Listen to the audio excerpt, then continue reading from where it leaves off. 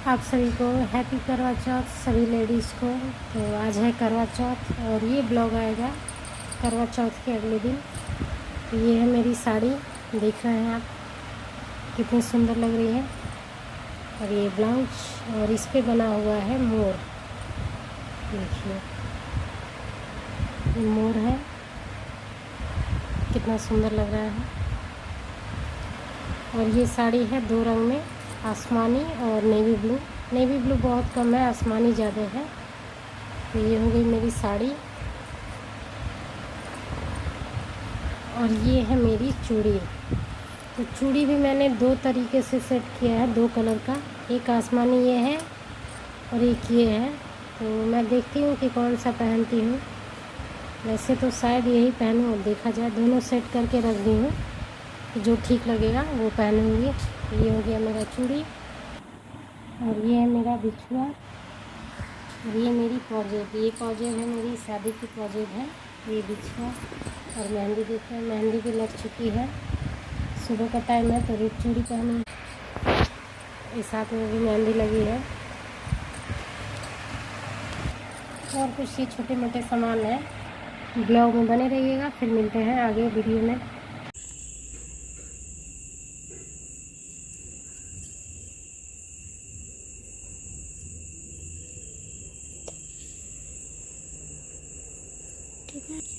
तो यहाँ मैंने कलश के लिए नीचे एक अष्टदल कमल बोलते हैं जो भी, तो मैंने एक सुंदर सा फूल बना लिया है। और यहाँ मैं रख रही हूँ कलश।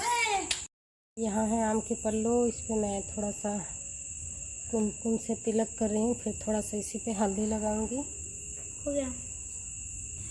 अब इसी पे देखिए मैं थोड़ा थोड़ा हल्दी लगा दे रही हूँ।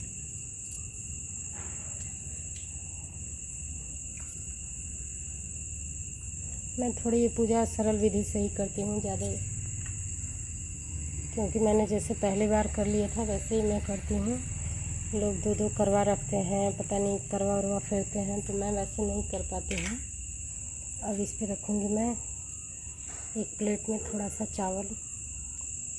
मैंने चावल रख दिया है, तो चावल पे भी मैं हल्दी से थोड़ा सा हल्दी डाल देती हूँ, क्योंकि सफ़ेद नहीं रखते हैं चावल को।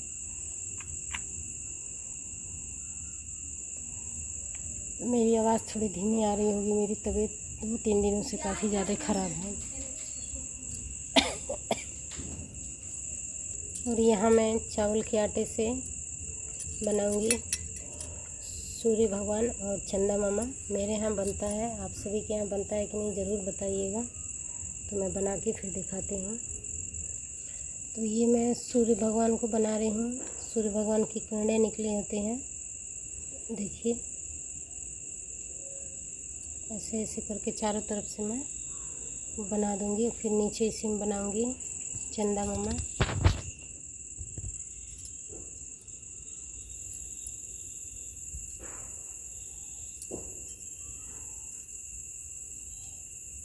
तो देखिए हमारे सूर्य भगवान कंप्लीट हो चुके हैं, सुंदर लग रहा है।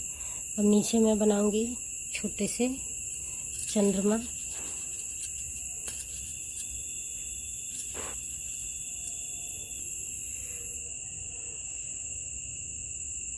चंदा मामा को पूरा नहीं बनाना है, थोड़ा सा बनाना है, पूरा गोल नहीं बनाना है इनको। तो देखिए मेरे चंद्रमा भी कंप्लीट हो गए हैं, थोड़े से टेढ़े ओढ़े लग रहे होंगे।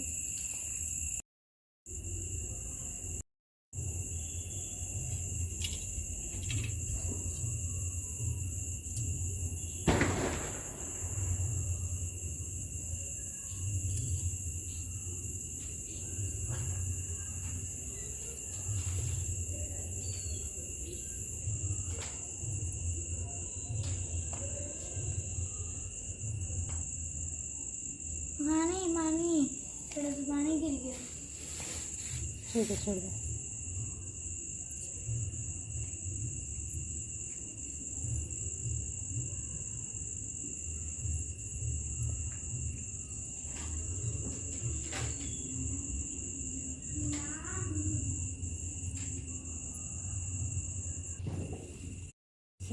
इसलिए इस व्रत को पति से दीर्घायु होने के लिए करती हैं। इस दिन सुहागिनी स्त्रियां चावल पीसकर दीवार पर करवा चौथ बनाती हैं, इसे वर कहते हैं। इस करवा चौथ में पति ने उनके अनेक रूप बनाया जाता है तथा सुहाग की वस्तुएं जैसे चूड़ी, बिंदी, बिछुआ, मेहंदी और करवा चौथ वाले दिन सर्वप्रथम व्रत करके शाम काल एक पटरे पर सतिया काढ़कर जल में भर लोटा या करुआ उस पर ध्यान रख बिंदी लगावें, रोली से बिंदी लगावें तथा 13 दाने गेहूं के हाथ में फेरी करें। कई बार 13 अंक का शुभ मानने के कारण 14 बार प्रत्येक काम किए जाते हैं। रात्रि को चंद्रमा निकलने के पश्चात इसी कर्म में चंद्रमा को अर्घ्य देने पश्चात सभी बड़ों का आशीर्वाद प्राप्त कर तथा अपने पति के पूजा कर भोजन की। यदि बहनें पुत्री कहीं बाहर प्रदेश रहते हैं तो करवा, गेहूं, चीनी, रुपया सहित उनके यहाँ पहुँचा दे। जो सौभाग्यवती स्त्रियाँ इस करक चतुर्थी व्रत का करके शाम काल विधि विधान से पूजन करेंगी वे अचल सौभाग्य, धन, पुत्र एवं बड़े भारी यश को प्राप्त करेंगी।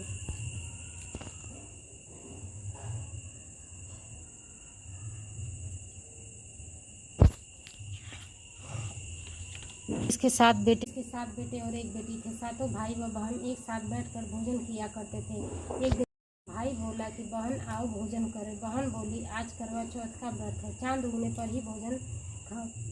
तब भाइयों ने सोचा कि चांद उगने तक बहन भूखी रहेगी, तो एक भाई ने दिया जलाया, दूसरे भाई ने छन्नी देकर उसे ढका और नकली चांद दिखाकर बहन से कहने लगा कि चल चांद उगाया है, अर्घ दे ले। बहन अपनी भाभियों से कहने लगी कि चलो अर्घ दे। भाभियाँ बोली तुम्हारा चांद उग गया होगा, हमारा चांद तो रात को उगेगा।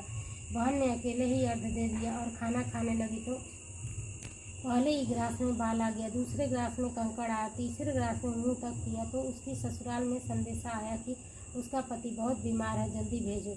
माँ ने जब लड़की को विदा किया तो कहा कि रास्ते में जो भी मिले उसे पाँव लगना और जो कोई सुहाग आशीष दे तो उसको पल्ले में गांठ लगाकर उसे कुछ रुपया देना। बहन जब भाइयों से विदा हुई तो रास्ते में जो भी मिला उसने यही आशीष दिया कि तुम 7 बहनों की बहन, तुम्हारे भाई सुखी रहें, तुम्हें उनका सुख देखो।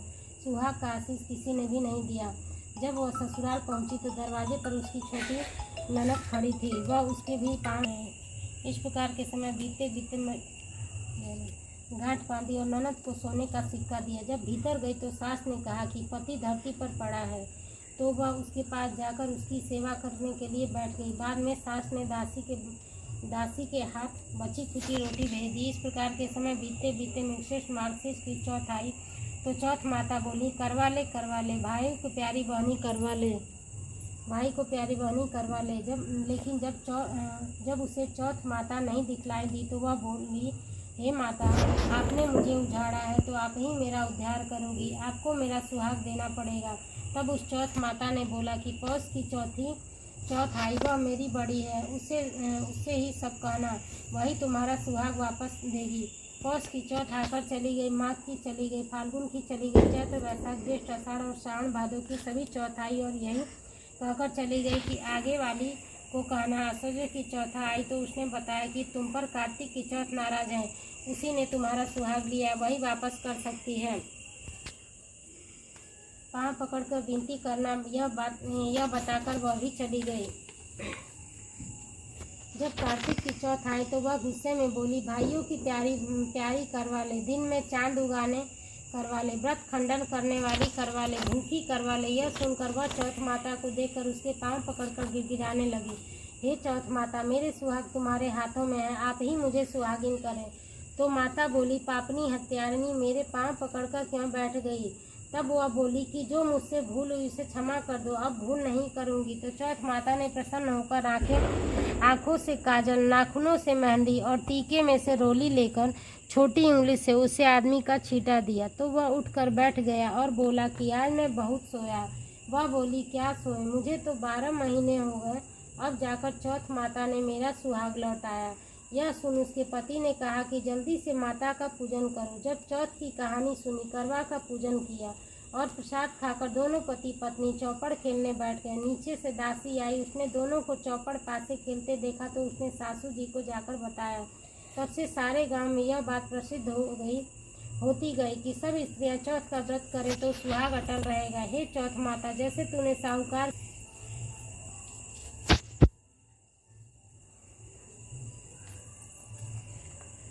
करवा चौथ व्रत कथा अति प्राचीन काल की बात है। एक बार पांडु पुत्र अर्जुन तप करने के लिए नीलगिरी पर्वत पर चले गए तो पीछे से द्रौपदी को बड़ी चिंता होने लगी कहीं अर्जुन की तपस्या में कोई विघ्न न डाले, क्योंकि पांडवों ने अनेक शत्रु थे।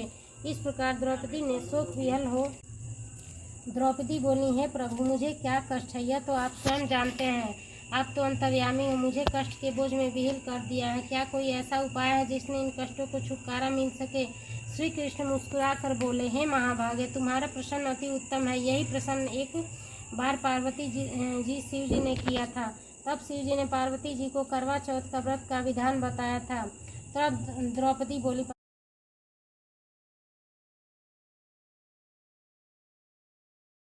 जय गणेश देवा, माता जाकी पार्वती, पिता महादेव।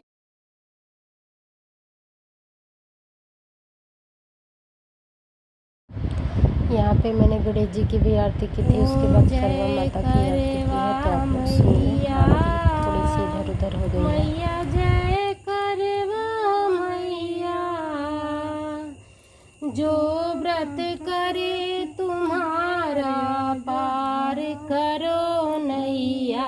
ओम जय करवा मैया, सब जग की हो माता, हो तुम्हें रुद्राणी मैया, हो तुम्हें रुद्राणी।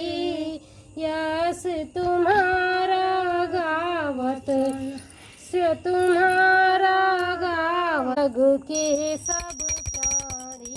ओम जय करवा मैया, कार्तिक कृष्ण चतुर्दशी जो नारी व्रत करती मैया, जो नारी व्रत करती, दीर्घायु पति होवे, दीर्घायु प्रति होवे, दुख सारे हरती। ओम जय करवा मैया, होए सुहागिन नारी, सुख संपत्ति पावे मैया, सुख संपत्ति पावे। गणपति बड़े दयालु, विघ्न सभी नाथे। ओम जय करवा मैया,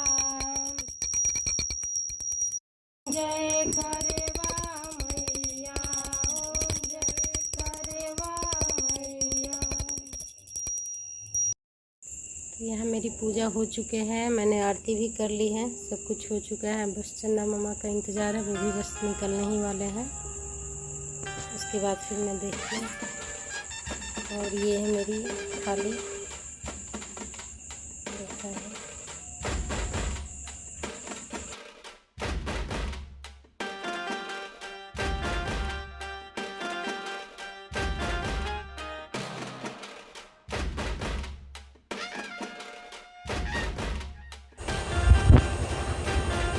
यहाँ पे देखिए चंदा मामा भी निकल गया है, मैंने अर्घ भी दे लिया है। और ये है मेरी थाली पूजा की, और यहाँ पूरा पूजा हो चुका है। कैसा लग रहा है? और हवा भी बहुत अच्छी चल रही है। मैं पूजा बाहर बैठ के करती हूँ, यहाँ से चंदा मामा बहुत आसानी से दिख जाते हैं। आप सभी को ये वीडियो कैसा लगा है कमेंट करके ज़रूर बताइएगा। अच्छा लगे तो लाइक शेयर सब्सक्राइब करिएगा। फिर मिलते हैं किसी नई वीडियो के साथ, तब तक के लिए bye bye. Thanks for watching.